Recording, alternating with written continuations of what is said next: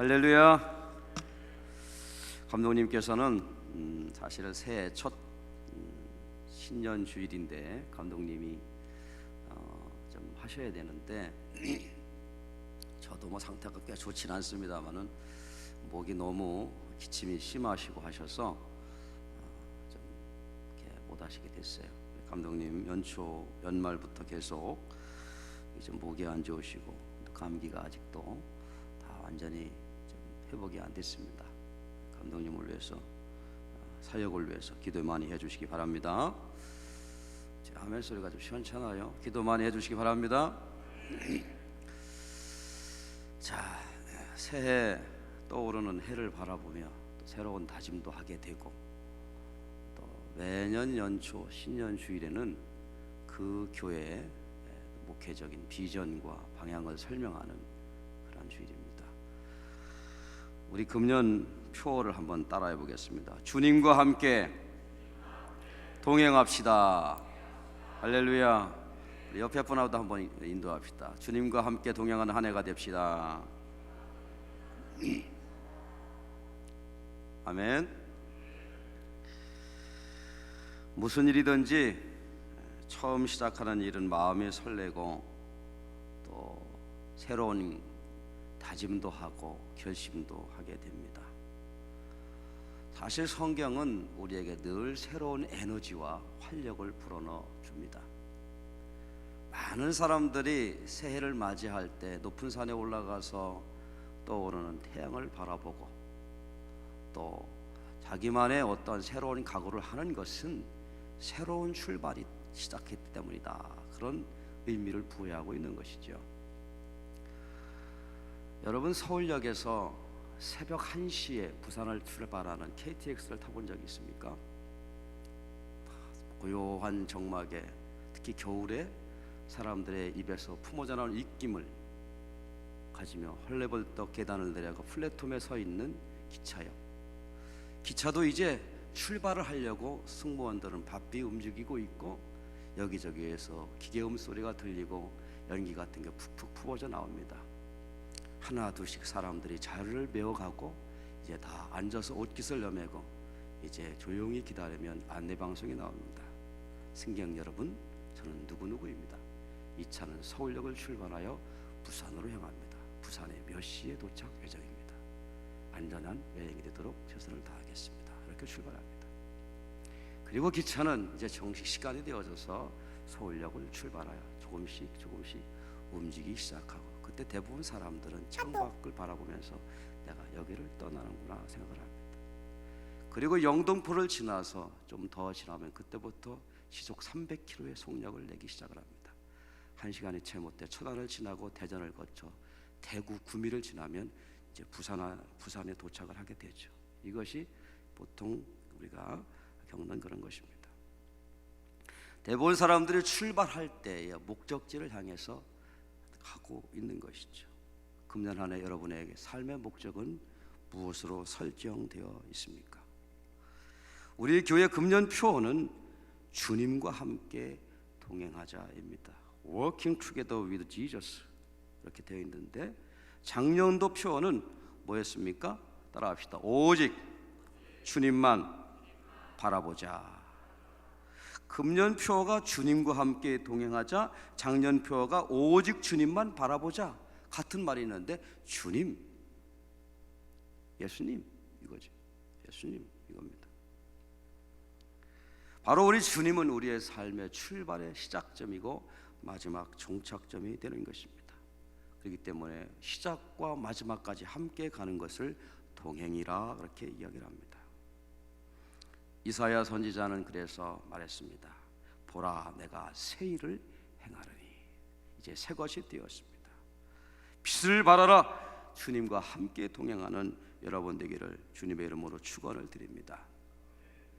제가 쓰고 있는 핸드폰이 갤럭시 S4입니다. 처음에 핸드폰을 받아가지고 전원을 켰더니 오색 풍선을 장뜩 든 어떤 아이가 팔쩍 공중을 뛰면서 따라가고 있는 거였어요. 거기에 보면 영어로 이렇게 썼습니다. Life Companion 이렇게 되어 있어요. 무슨 소리입니까? 이 핸드폰은 여러분의 삶의 동반자가 될 것입니다. 사실 그래요. 하나님의 말씀보다는 핸드폰을 보는 시간이 훨씬 많습니다. 저도 그래요. 화장실에 앉았어도 핸드폰 보게 되고, 좀 무료하면 핸드폰을 보고, 버스나 지하철 뭐 어디 누구 기다릴 때 대부분 다 핸드폰을 보고 있지 뭐 가만히 있는 사람 별로 없어요. 삶의 동반자가 되겠다. 그래서 갤럭시 삼성에서도 수천 장의 사진과 이미지 컨셉을 가지고 와서도 요거를 결정했다는 거예요. 삶의 동반자가 되어드리겠습니다 하는 것이죠. 동행이라는 말은 참으로 좋은 말입니다. 누구와 함께 걷고 목적지를 향해 간다고 하는 것은 참 좋은 일이고, 여러분들 삶 가운데에도 누군가 함께 같이 간다고 하는 것은 참 좋은 것입니다. 러시아 속담에 이런 말이 있습니다. 빨리 가려면 혼자 가라. 옆에 사람 같이 가면요 좀 늦어요. 여자들하고 남자들하고 차이가 있다 그러죠. 두 가지가 차이 있다고 하는 거예요. 여자들은 짐을 쌀 때부터 여행을 시작하지만 남자들은 짐을 풀을 때부터 여행을 시작한다. 그러니까 속도감의 차이가 있는 것이죠. 서로가 속도감의 차이가 있는. 그런데 아무튼 함께 가는 것은 좋은 것입니다. 그러나 멀리 가려면 함께 가라 그런 것이죠. 사랑하는 사람과 동행하는 것은 행복한 것입니다. 그러나 싫어하는 사람과 동행하는 것은 고통스러운 것이죠. 힘들다고 또 발이 부르트고 아파도 좋은 사람과 동행하는 것은 정말로 즐거운 일이 되는 것입니다. 금년 한 해가 주님과 함께 동행할 때 여러분의 행복이 기쁨이 충만하기를 축원을 드립니다. 지금도 기억이 나요. 언젠가 한화의 김성현 회장 부친께서 어느 자리에 묘를 썼는데 어느 나쁜 놈이 그 묘를 파가지고 유골을 가지고 협상이 걸어왔어요. 하나 본사에 새벽 시간 정도. 내가 당신 아버지 유골을 파가지고 이렇게 지금 있는데 돈 어디다 갖다 놔. 하나가 발칵 뒤집혔습니다. 대재벌 회사의 그런 창업자가 그렇게 됐으니 가만히 있겠어요? 경찰 수 난리가 났습니다. 결국 범인을 잡혔죠. 범인을 잡고 봐서 니들은 말이야 어떻게 그냥 사람이 돼가지고 그렇게 못된 짓을 하냐라고 이렇게 하다가 보니 어느 한 이 감옥에서 나온 사람이 도대체 살 길도 없고 야 나 떼돈 좀 한번 벌어서 한번 챙겨야 되겠다 해가지고 하는 중에 무슨 생각을 할까 딱 바로 그 생각을 한 거예요. 근데 그게 혼자가 불가능하거든요. 그러니까 가만 생각하다 보니까 자기가 교도소에 있을 때 같이 공감했던 사람이 생각났어요. 그 사람한테 전화했습니다. 내가 좋은 프로젝트 있으니 사업 한번 같이 할래? 그래가지고 시작했다는 거예요. 제가 드리고 싶은 말씀은 그렇습니다. 무엇을 하든지 함께 누구와 동행하느냐에 따라서 그 사람과 같은 결론을 맺게 되는 것입니다. 마음이 악한 사람과 동행을 하다 보면 자신도 모르게 악한 일을 하게 되는 것이죠. 강도와 도둑질을 하는 사람과 동행하다 보면 결국 그 일을 하게 되는 것입니다. 그러나 반대로 심성이 곱고 좋은 사람과 어울리고 동행하다 보면 바로 좋은 사람이 되게 되는 줄 믿습니다.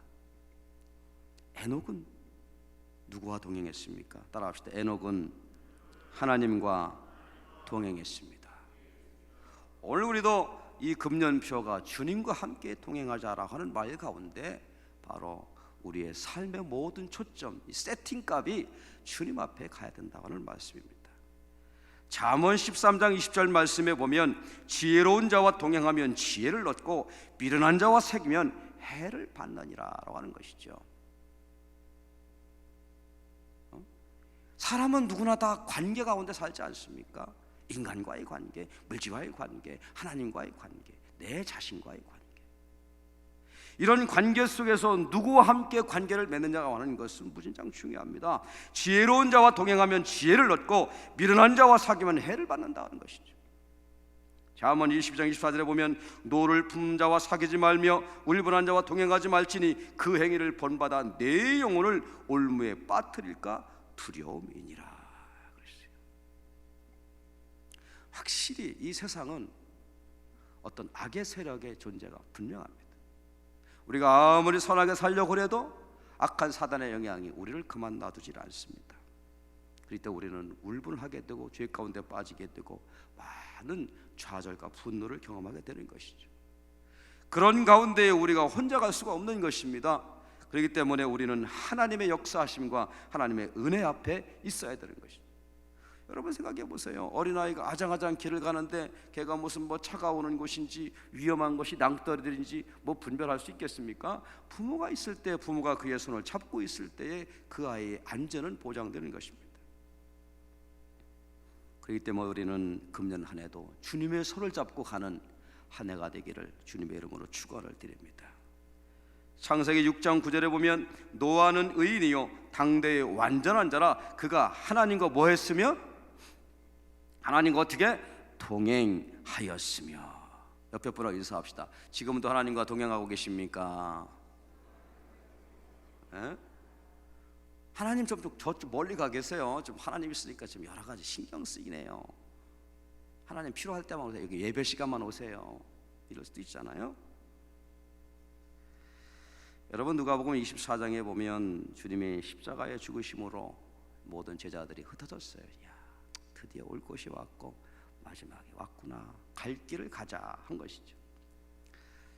그 실망감으로 엠마오로 향하던 두 제자가 자기 길을 가고 있었습니다. 그때 누군가가 나타나서 어디 가는 거야? 뭐 당신은 말이야 이 지역에 살면서도 이 지금 일어나고 있는데도 하지도 못하는 거예요? 막 이 얘기를 할 때에 누가복음 이렇게 얘기해요. 누가복음 24장 32절에 길에서 우리에게 말씀하시고 우리에게 성경을 풀어주실 때에 우리 속에서 마음이 뜨겁지 아니하더냐. 그 주님이 나타나셔서 그들과 함께 하셨어요. 그때 그들의 마음이 뜨거워졌고 새로운 삶의 희망과 믿음이 생기게 된 것입니다. 엠마오로 실패해서 좌절해서 가던 사람들이 누군가를 동행했느냐, 누구를 만났느냐에 따라서 달라지는 것입니다. 마포대교 아시죠? 거기가 이 서울 그 공무원들 이렇게 괴롭히려고 그런 데 가서 이렇게 좀 이렇게 자살하려고 그러는지 모르겠어요. 거기 가면 많은 사람들이 자살하려고 그러고 이런다는 거예요. 그런데 그 순간에 누군가를 만나냐에 따라서 그 사람의 삶이 바뀌게 되는 것이죠. 금년 한 해도 우리의 영원한 동행자가 되시며 인도자가 되시는 주님과 함께 늘 가기를 축원을 드립니다. 오늘 본문에 보면 에녹에 대해 나옵니다. 에녹은 아담의 7세 손이며 이렇게 나와 있어요. 가인의 자손이 아니고 셈의 후손입니다. 그는 아주 특이한 사람입니다. 어떻게 특이하냐? 평생을 하나님과 동행하였다. 그 평생이 300년이고 그리고 죽지 아니하고 승천했다 그랬어요. 죽음을 극복한 최초의 사람이었습니다. 그리고 죽음을 신앙으로 승리한 구원받은 자의 모델이 에녹입니다. 유다서에 보면은 에녹 당시 시대가 뭐 그냥 편안하고 그런 세대가 아니었어요. 유다서 14장 15절에 보니까 유다서 1장 14절 15절에 보니까 이 사람들은 원망하는 자며 불만을 토하는 자며 그 정욕대로 행하는 자라 그 입으로 자랑하는 말을 내며 이를 위하여 아첨하느니라 그랬어요. 시대의 한 단상을 보여주는 말입니다. 에녹 시대만 그렇습니까? 지금도 그렇습니다. 그런 가운데에도 에녹은 하나님과 동행하는 삶을 살았습니다. 오늘 여기 창세기 5장에 잠깐 보겠습니다. 21절을 보면 에녹은 65세에 누구를 낳아요? 무두셀라를 낳았고 그랬어요. 에녹은 65세에 무두셀라를 낳았고 300년을 지나며 동행하며 자녀를 낳았다 그랬어요. 무두셀라라는 말은 뉴벨이라는 성경학자가 말했을 때 고대 중동 지역에서 통상적으로 쓰는 의미가 있는데 그가 죽으면 심판이 온다 그런 뜻이었다 그래요. 그러니까 에녹이 65세에 무두셀라를 낳았고 이름을 네가 죽으면 하나님의 심판이 온다 그런 뜻으로 이름을 지었다 하는 말이죠. 왜 그랬을까요? 바로 에녹은 자기의 아들 무두셀라를 낳고 그의 이름을 하나님의 심판으로 이름하면서 자신의 삶을 늘 비춰보고자 했던 뜻이 있었습니다. 그렇습니다. 자기 아름을 부르면서 내 신앙의 방향이 어디에 되는지 늘 살폈던 것이죠. 그러나 오늘 우리는 어떻습니까? 겨울에, 여름에, 또 젊었을 때에, 나이 먹었을 때에, 또 입학 전과 입학 후에, 결혼 전과 결혼 후에, 부흥의 때와 부흥의 끝난 후에 우리의 삶의 태도가 많이 변하는 것을 부인할 수가 없습니다. 우리는 다음 주에 또 부흥회가 있지 않습니까? 부흥회 때 하는 그 신년 연초에 부흥회 하는 이유가 뭐겠습니까? 신년 연초에 영적으로 잘 세워지고 결심해서 그 믿음 가지고 1년을 가라 하는 그런 뜻이죠. 그러나 우리는 그러한 결단과 의지가 부족하여 또 많이 흔들리고 넘어질 때가 많습니다. 그러나 오늘 성경에 나와 있는 에녹은 모두셀라를 낳은 후 300년을 하나님과 동행하였다라고 말씀하고 있습니다. 3년도 아닙니다. 300년입니다. 성경에 나와 있는 인물들 중에도 많은 사람들이 하나님을 잘 섬기고 믿음으로 나아갔다가 마지막까지 가지 못하고 넘어졌던 사람들이 있음을 보게 됩니다. 대표적인 사람이 사울이었습니다. 사무엘 시대의 사울은 아주 겸손하고 또 이렇게 아주 온유한 사람이었습니다. 당신이 왕이 되겠어? 그랬더니 행구 뒤에 숨어서 아이고 나 같은 사람이 무슨 왕이 됐어? 아이고 나는 아직 그런 자격이 안 된다고 그랬으나 그는 왕이 되고 나서 그리고 그의 인생의 말년에는 교만해서 하나님의 뜻을 저버리고 나간 사람이 되었습니다. 사울, 다윗의 아들 솔로몬도 마찬가지였습니다. 그도 우리가 아는 것과 같이 하나님의 은혜를 많이 입어서 성전을 건축하고 또 우리가 아는 것과 같이 일천반제를 드리면서 하나님 앞에 지혜를 달라고 듣는 마음을 달라고 기도했었을 때에 하나님께서 뭐라고 말씀하셨어요? 솔로몬아, 내가 구하는 것을 다 줄 것이다. 하나님께서 손을 들어서 축복해 주시었습니다. 그러나 그의 말년도 거의 좋아 보이지 않는 삶을 살았습니다. 오늘 창세기 5장에 보면 쭉 보세요. 자, 창세기 5장 앞부터 보십시다.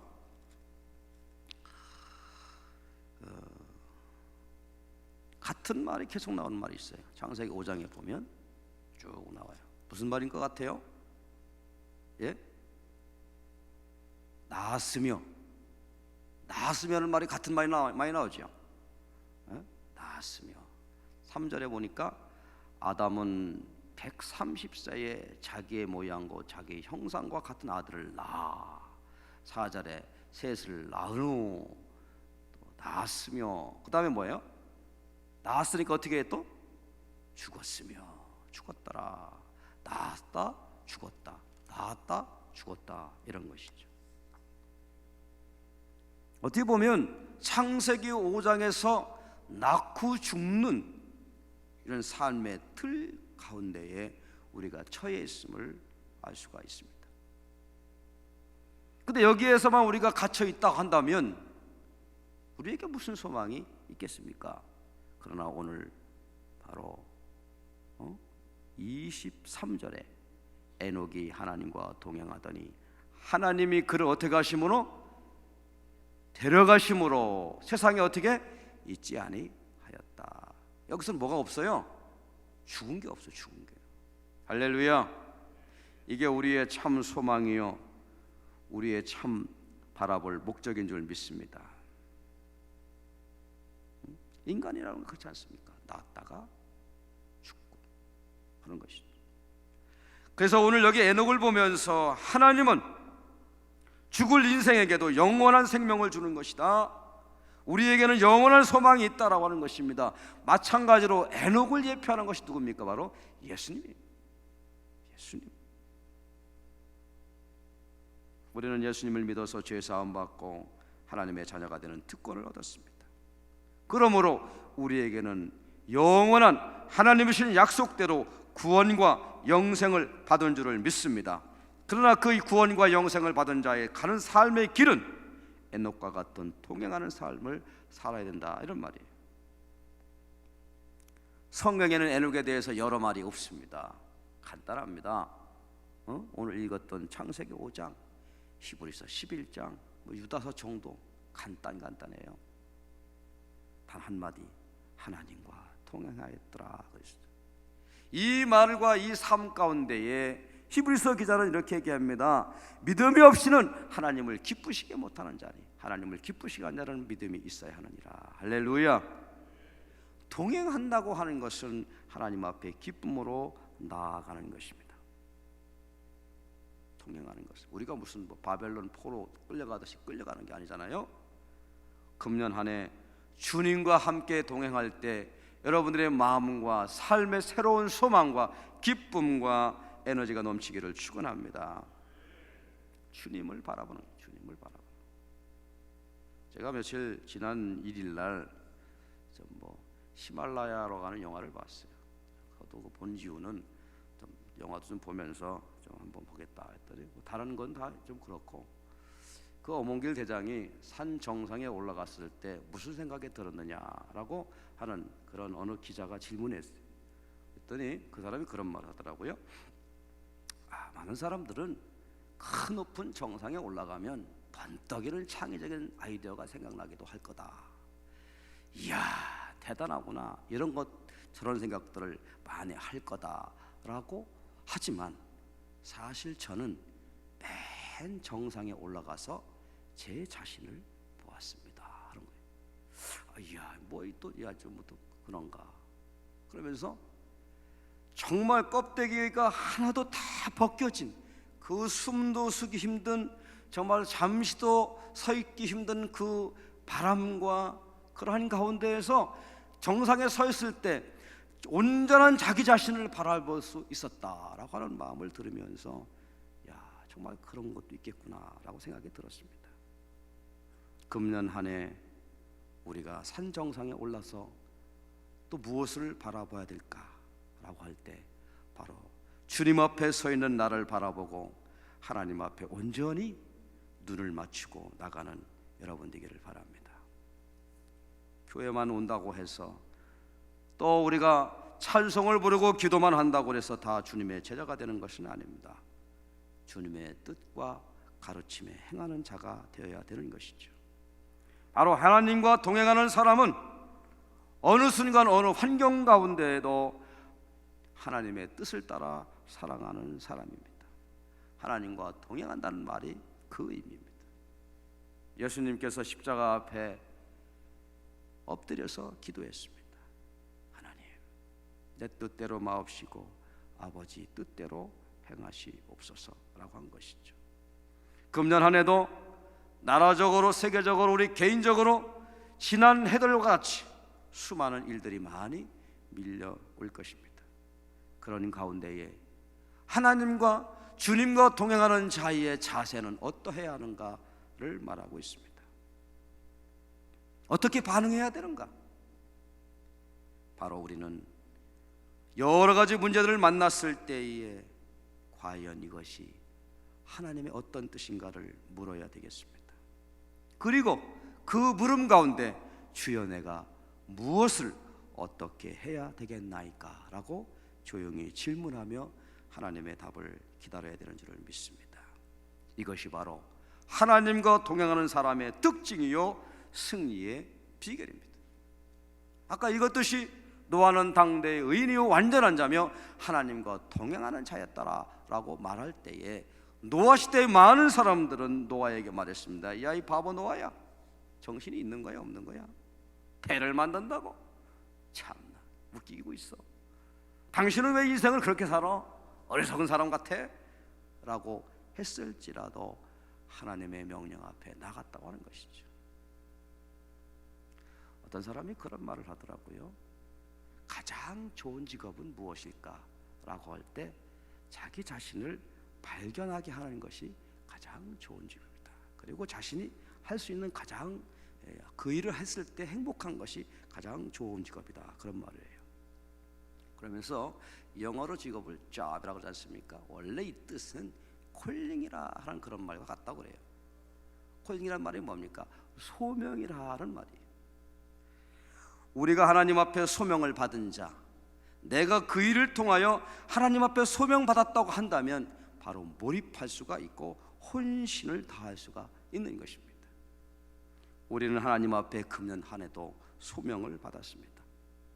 금년 한 해도 하나님의 콜링, 부르심을 받은 것입니다.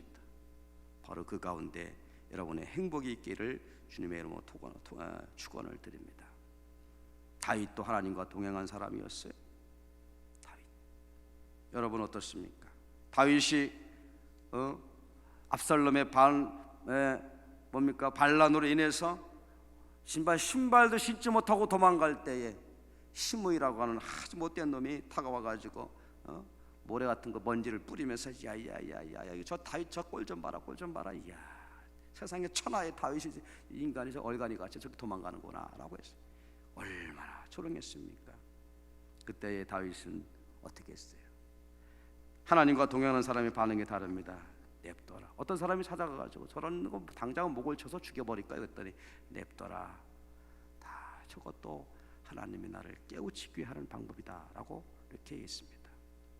사람의 행위가 하나님을 기쁘시게 하면 그 사람의 원수라도 그로 더불어 화목하게 하시느니라 라고 하는 마음을 했습니다. 이게 바로 하나님과 동행하는 자의 자세입니다. 다니엘은 어떻습니까? 저는 성경을 읽으면서 특별히 이스라엘 유다 말과 또 신구약 중간기 읽으면서 다니엘이라는 사람이 보통 대단한 사람이 아니구나 느꼈어요. 엑바따나 이런 말이죠. 엑바따나 지금 니느웨 이라크 모술 지역에 있는 도시 다니엘이 세웠다. 뭐 그런 자료를 본 적이 있습니다. 다니엘과 같은 사람도 소위 말하면 출세 가도를 갈렸던 사람이에요.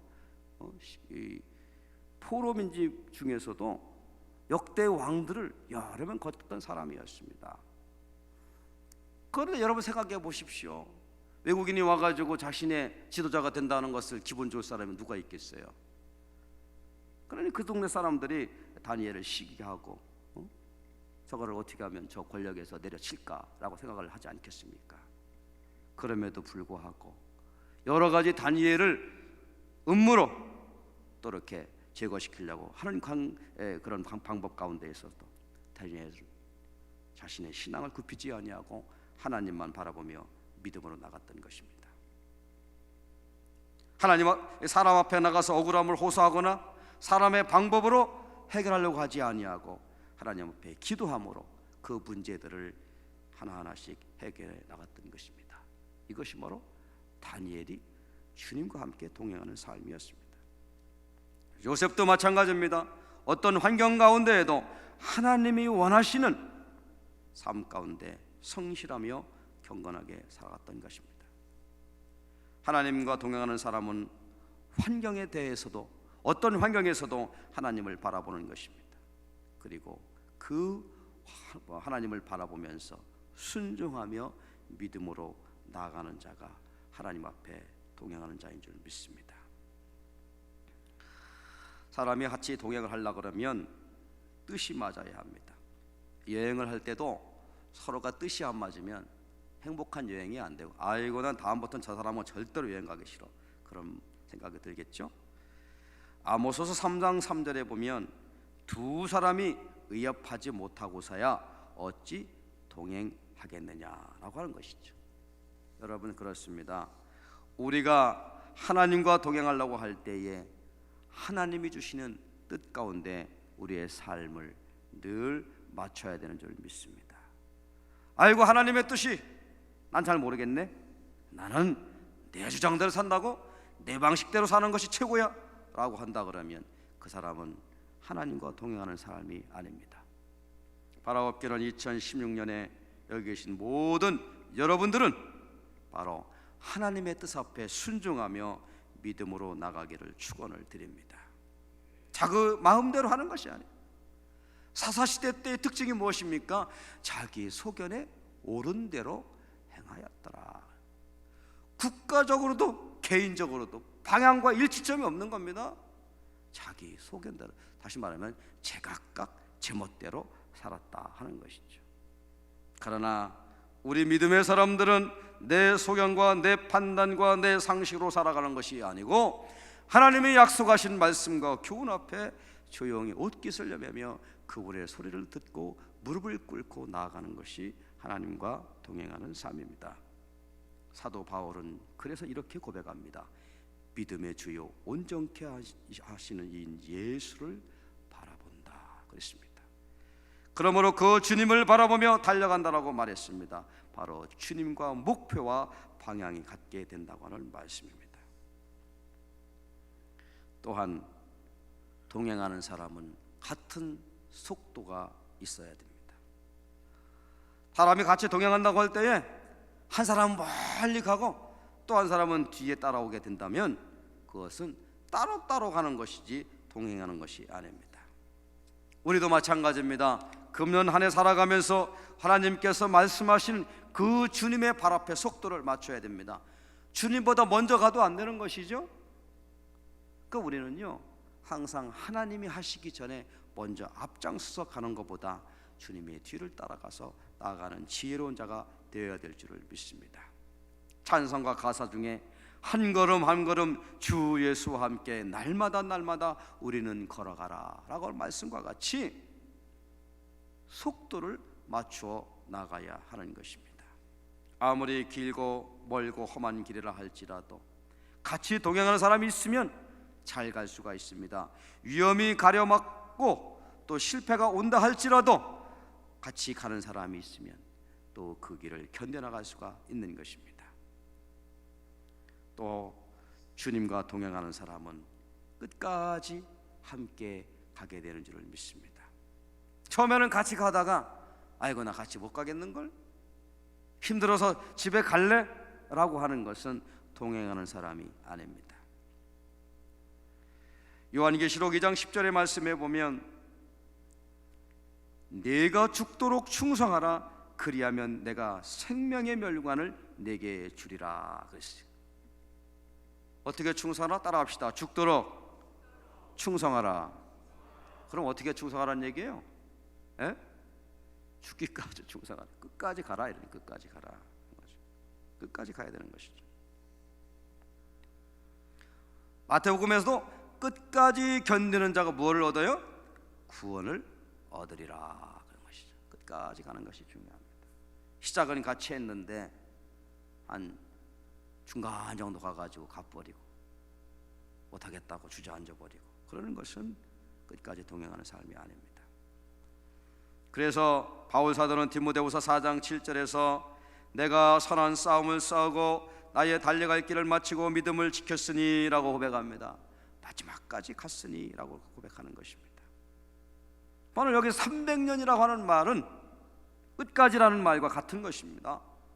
에녹은 하나님과 동행할 때 끝까지 지속적으로 했다고 하는 것입니다. 에녹이 살아가는 세상에 에녹의 일생 가운데 에녹이 성경에 나와 있지는 않지만 그 수많은 일들이 있지 않았겠습니까? 그럼에도 불구하고 에녹은 초지일관 처음 마음을 잃지 않고 하나님과 동행했다는 말씀입니다. 사랑하는 여러분, 이제 한 해를 시작하는 출발선에 서 있습니다. 금년 한 해도 하나님과 동행하는 승리하는 여러분 되기를 바랍니다. 그러므로 그 동행이 아름다운 것이 되는 줄을 믿습니다. 영국의 한 신문사에서 이색적인 공모를 했습니다. 영국 끝에서 런던까지 가장 빨리 가는 방법은 무엇일까라고 하는 질문이었죠. 그때 많은 사람들이 비행기를 이용하면 가장 빠르죠, 기차를 이용하면 가장 빠르고요, 자동차를 이용하면 가장 빠르지요 라고 여러 가지 답이 나왔다고 그래요. 그런데 그 중에 가장 1등을 받은 답은 이거였다고 합니다. 좋은 침과 함께 가는 것이 가장 빠르게 갈 수 있는 길이죠 라고 했다고 해요. 그렇습니다. 여러분 생에 가장 좋은 친구는 바로 우리 주님이십니다. 주님과 동행할 때에 하나님이 주시는 기쁨과 은혜가 있을 것이고 여러분의 삶에 형통함과 평안함이 있게 되는 줄을 믿습니다. 할렐루야. 자, 다 같이 찬송가